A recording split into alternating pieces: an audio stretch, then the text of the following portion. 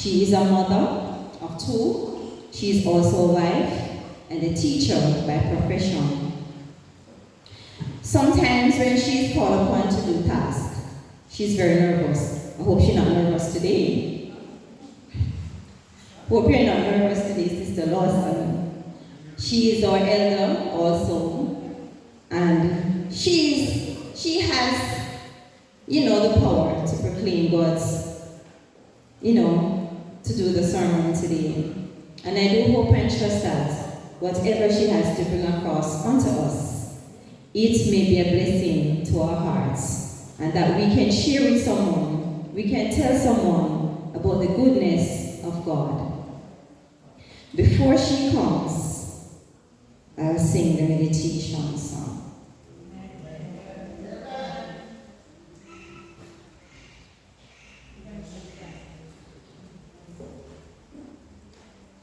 When troubles surround us, when evil comes, the body grows weak, the spirit was numb. When these things beset us, He doesn't forget us. He sent down His love on the wings of a dove, on the wings of a snow white dove. God sent His pure, sweet love and sent from above on the wings of a dove. When Noah has drifted on the flood's many days, he searched for land in various ways. Trouble he had some, but wasn't forgotten. He sent down His love on the wings of a dove, on the wings of a snow white dove. He sent His pure, sweet love and sent from above on the wings of a dove. When Jesus went down to the water that day, He was baptized in the usual way. When it was done, God bless His Son. He sent Him His love on the wings of a dove, on the wings of a snow white dove. He sent His pure, sweet love and sent from above on the wings of a dove. If you know that song, join me. Because sometimes in life we face with a lot of problems and troubles. But despite of that, God has never left us. So let's sing along this song. On the wings of a snow white dove, He sent His pure, sweet love and sent from above on the wings of a dove and sent from above on the wings of a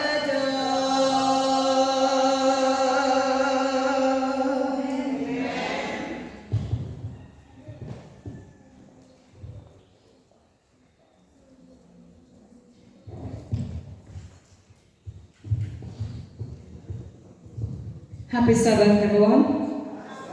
Sabbath saints of God, let me extend a warm welcome to all of us who have gathered here in the sanctuary this morning, even though it's wet on the outside, even though we are experiencing showers of blessing that gladdens the earth. We are indeed grateful for the opportunity to be here worshiping the Lord in this fashion. What do you say? I also want to welcome us all to our Women's Ministries Emphasis Day. And I also want to take the opportunity to thank the choir for that musical rendition of song. If I could just touch the hem of his garment, if I could just touch one part of his clothes, I know that I will be healed, and you will also be healed and made whole. I also want to thank Sister Kadia Grant for that beautiful song, On the Wings of a Snow White Dove. God sent his pure, sweet love. Also want to thank her for her kind words of introduction. Now I want to find out something from us this morning. Which of our senses is the most essential?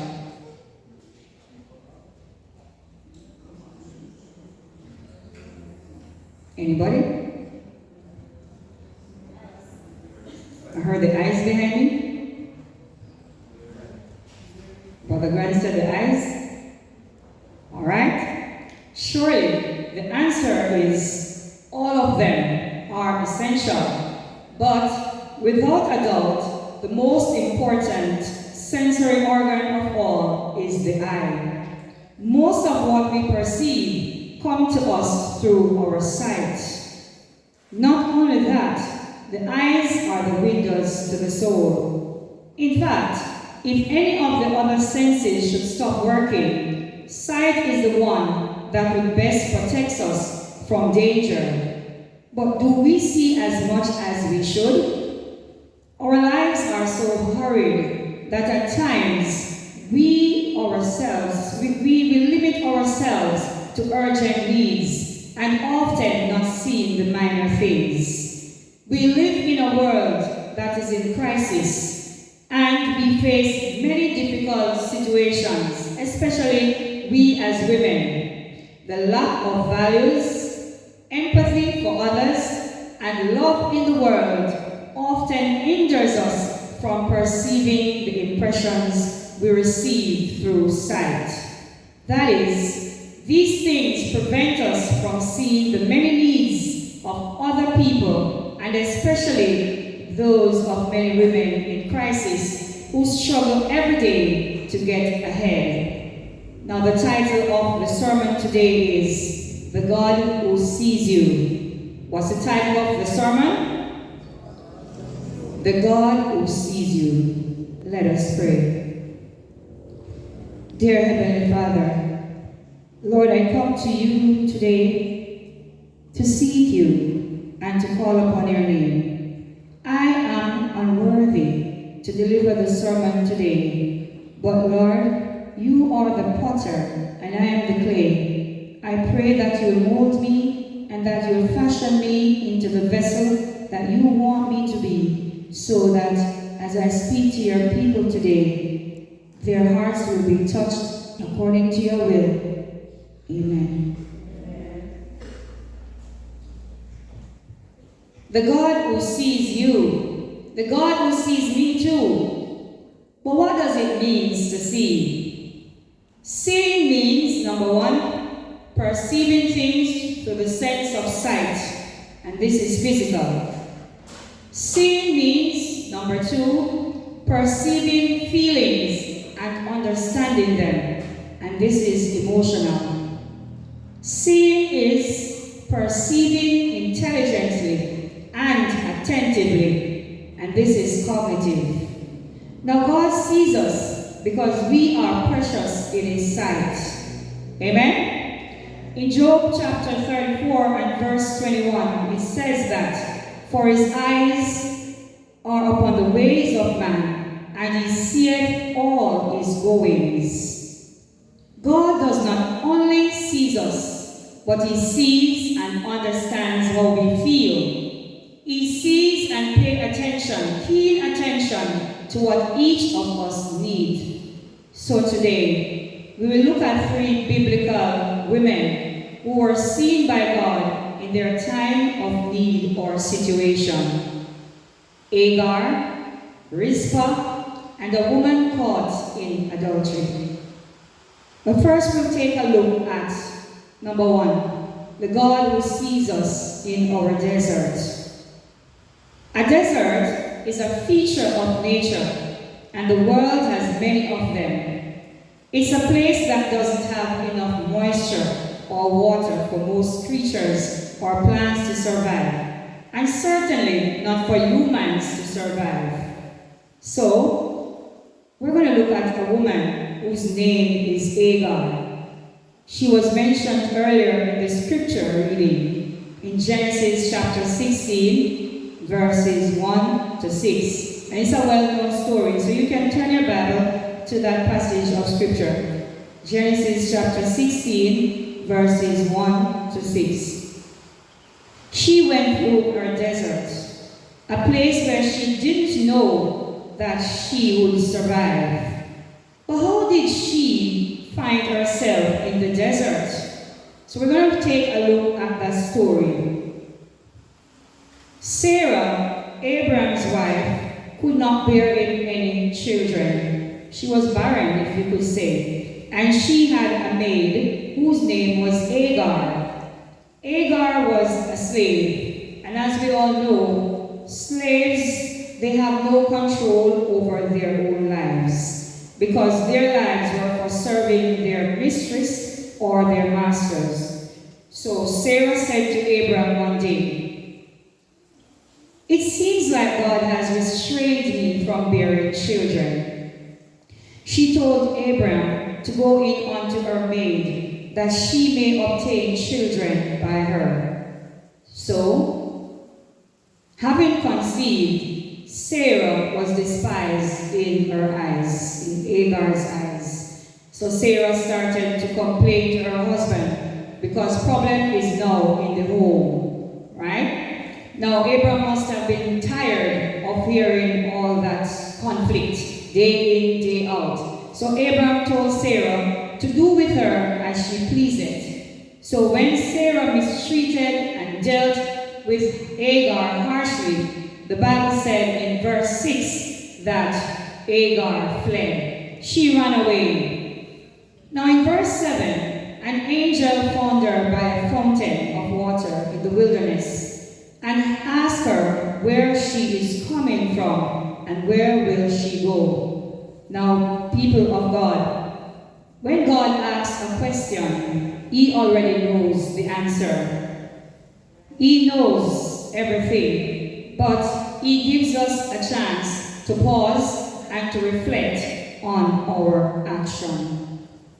So the angel therefore said unto her in verse 9 of the same chapter of Genesis 16, to return to your mistress and submit to her. That is, humble yourself.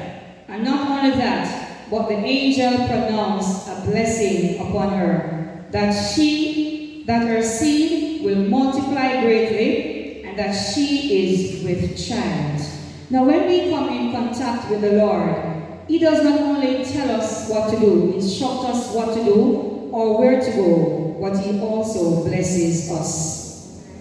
Now she called the name of that place where she met the Lord, Beer Lahai. Translated, thou God seest me, or the God who sees me. I want you to touch yourselves today, women, men, and children, and say, the God who sees me. Yes, God sees all of us. No creature on this earth is hidden from his eyes. Now there's a song that said, his eyes are on the sparrow, and he watches over me. Now the story continues in chapter 21 of Genesis, where there were still problems in the home. Now that Sarah was blessed with a son called Isaac, jealousy kicks in. And anywhere such sin abounds, there is problem and controversy. So, however, in Genesis 21, verse 9, Sarah saw the son of Hagar, the Egyptian, which she had for Abraham, mocking her.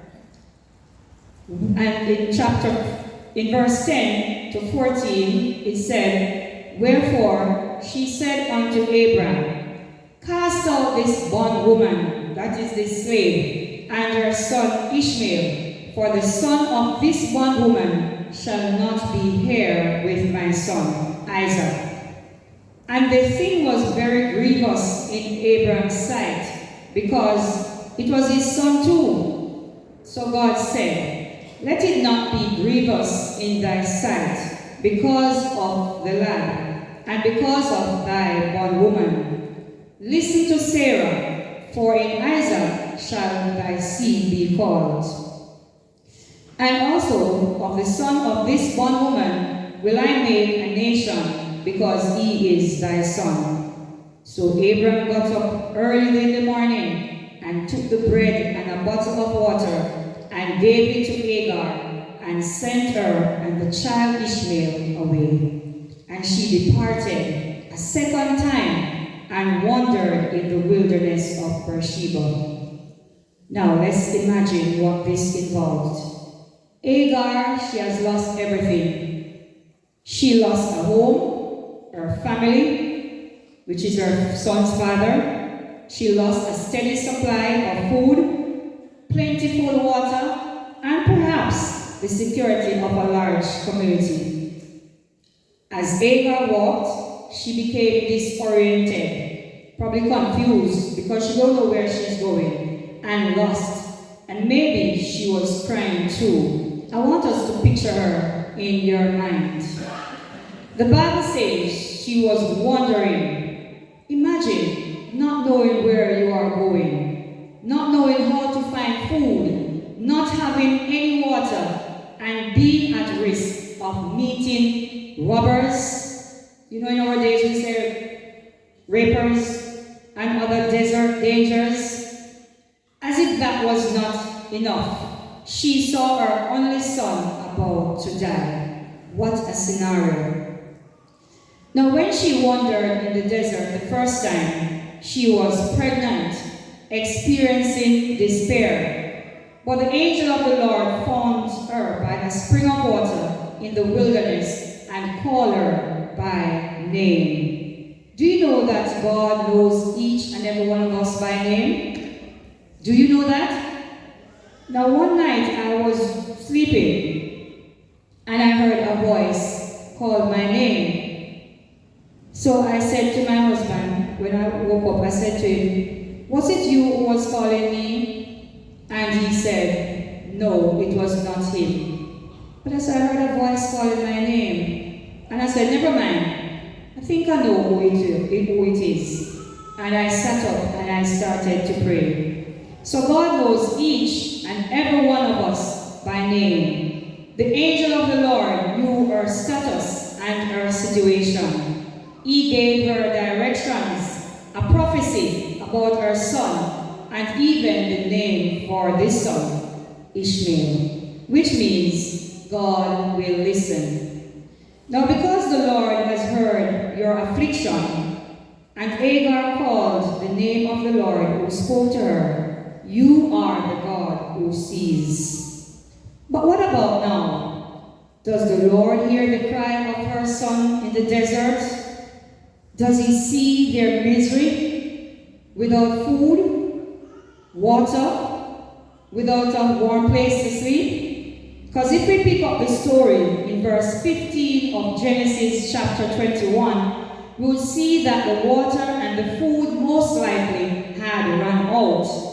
Finished. So Hagar cast the child aside and wept and lifted up her voice to the Lord in prayer. So maybe she said, this is it. This is our final moment, and we have nothing left but wait to die. Now God heard the voice of the child, and God called to her out of heaven and and said, "What aileth thee? Or what is wrong with thee, Hagar? Fear not, for God heard the voice of the child where he is. Arise, take the child in thy hand, for I will make him a great nation." Amen? Now right there and then, God opened Hagar's eyes, and she saw a well of water, and she went and filled the bottle with water and gave her son to drink. Isn't my God awesome? He provides in times of difficulty. He provides when we don't see our way out. Now, as with Hagar in the desert, God sees you and I in our desert. And we all have our deserts. All of us, at some point in our lives, we all have deserts, whatever they may be. God sees when we feel disoriented, not knowing what to do, or where to, or whom to turn. God sees our affliction when we lose what we need or what we love the most. God sees when our life is collapsing around us and we see no way out. God sees our physical and emotional loneliness. Now we are going to look at number 2. God sees us in our pain. Now, pain is described as an unpleasant, sensitive, physical, or emotional experience. It has even been used to describe an intense feeling of sadness. Nobody likes to experience pain, don't it? Be it physical or emotional. But the reality is, pain is present in all of us lives. Now we're going to look at a woman named Rizpah. And she is mentioned in the book 2 Samuel chapter 21, verse 10 to 14. You can read that in your own time. Now, Rizpah, she experienced a terrible pain. She was a concubine of the late King Saul and mother of 2 of his sons, her only children. Her sons were executed for the past actions of King Saul, not because of their actions or way of life. Now imagine seeing your children die. Mothers, picture that. Imagine seeing your child or your children die. Parents who love their children feel their children are the most valuable aspect of their lives. They want to see them grow up, develop into good men and women, start their families, succeed in their professions, and maybe later in life bury their parents. No one expects parents to experience the death of their children or child. But this woman, she experienced it. Rizpah showed her love and pain of losing her sons by taking a sackcloth, right? And she went to the place where the bodies hung from a tree. She spread the sackcloth on a rock, watching the bodies of her sons hardened, then softened, then enter a state of decomposition. This would be painful enough, but imagine constantly scaring away scavengers, jonquils, and birds of prey between the beginning of the harvest until rains came. She protected the bodies probably for 6 months, sleeping there, eating there, everything she does there. The pain and sadness this woman felt was so terrible. What she experienced was not easy. Was it easy? It's not easy to see the death of your children, to experience it. Now let's look at this third one. God sees us in our shame or our embarrassed moment. As in the story of the adulterous woman in St. John 8, verses 2 to 12. Her story is so full of shame that her name was not even mentioned in the Bible. She is simply called the adulterous woman. Can you imagine what this woman had to live through? It was not easy. She had to face people who look at her scornfully and critically. She was even more shameful being caught in the act of adultery. And I want us to just imagine the Pharisees dragging her out of bed. Perhaps she was not even fully dressed, and dragging her down the street to the temple. And everyone was there, looking through their windows and their doors at this woman. Now that is how we criticize our own church sisters and brothers and oppose them. We cause them to feel unworthy, undermined, incompetent, right? We cause them to feel ashamed of their weaknesses. But God is saying to us today, stop carrying the burden of our shame. Jesus already took the burden upon himself and paid the price at Calvary. Now in Isaiah 53 verse 5, it says that surely he took up our pain and bore our suffering, but he was wounded for our transgressions. He was bruised for our iniquities. Am I speaking to somebody today? The chastisement for our peace was upon him, and by his stripes we are all healed. Now God saw the adulterous woman just like how he saw Hagar and Rizpah. God was her strength. He was her light. God held her in his hands. He is the God who sees. And when God looks, he does something about what he sees. He doesn't only just look and see, he also do something. So, I want us to tell ourselves this Bible verse from Romans 10, verse 11. Everyone who believes in Christ will not be put to shame. Everyone who believes in Christ will not be put to shame. God sees you and I. God is our strength. He is our light. God holds us in his hands. He is the God who sees. God sees everything we are now because he knows us fully well. And he also sees everything that we will become. God does not see us as mankind sees us, right? God looks on our hearts, and he knows everything. He knows when we are suffering. He knows when we are in pain. He knows when we are grieving the death of our loved ones. God sees everything. Now, today, do you want to leave everything in the hands of Jesus?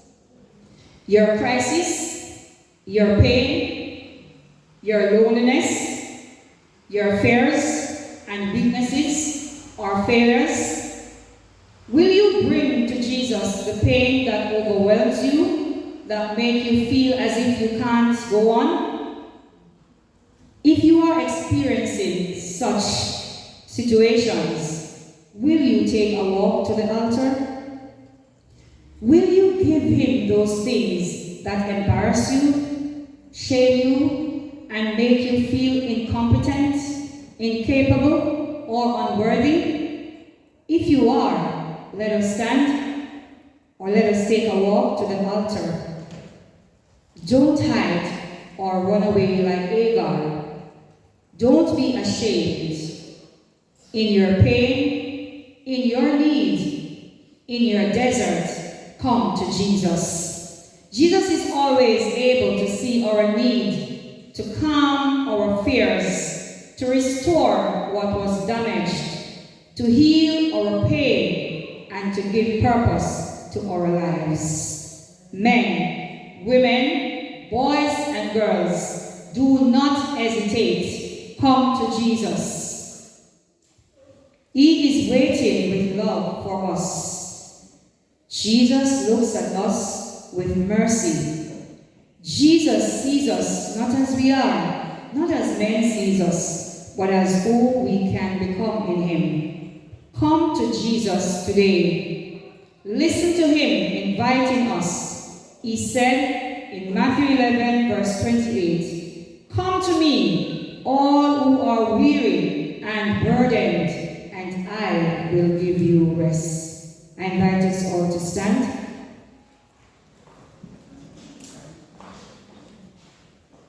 We're going to turn our hymnals to number 181, "Does Jesus Care?" You may feel free to walk to the altar.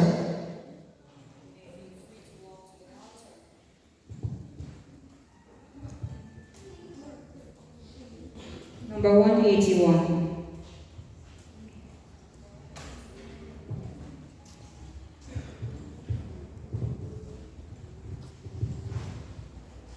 Does Jesus care when my heart is faint, too deeply for mirth and song? As the burdens press and the cares distress, and the way grows weary and long. Oh yes, He cares. I know He cares. His heart is touched with my grief. When the days are weary, the long nights dreary, I know my Savior cares. Does Jesus care when my way is dark, with a nameless dread and fear? As the daylight fades into dim night shades, does He care enough to be there? Oh yes, He cares. I know He cares. His heart is touched with my grief. When the days are weary, the long nights dreary, I know my Savior cares. Does Jesus care when I say goodbye to the dearest on earth to me?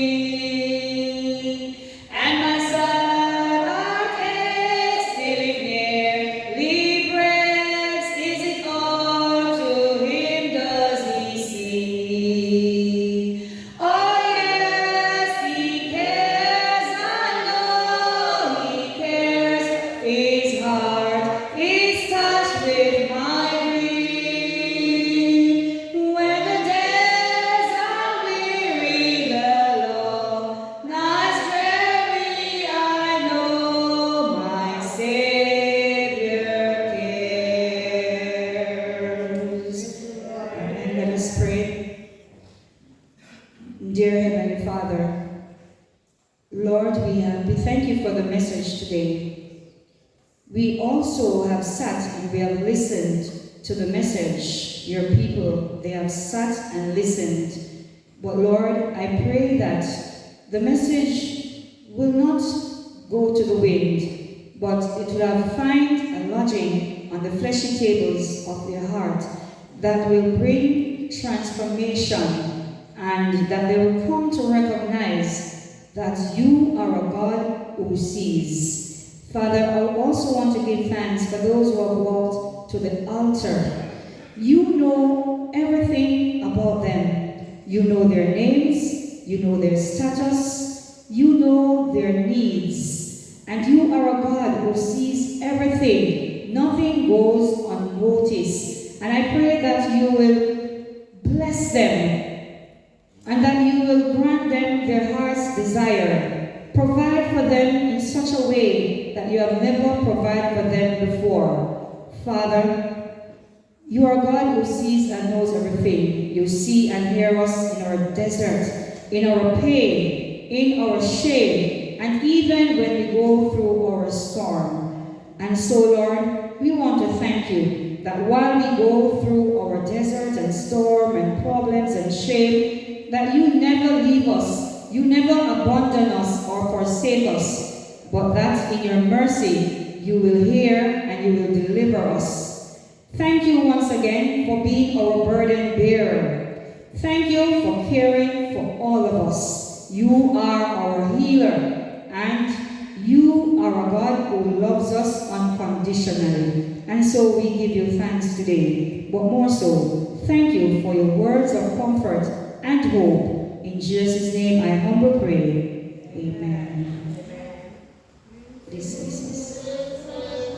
Lord, with blessings we pray, as from thy worship we go away, guiding thy conflicts all through the day, saving thy kingdom, thy will I pray. Amen.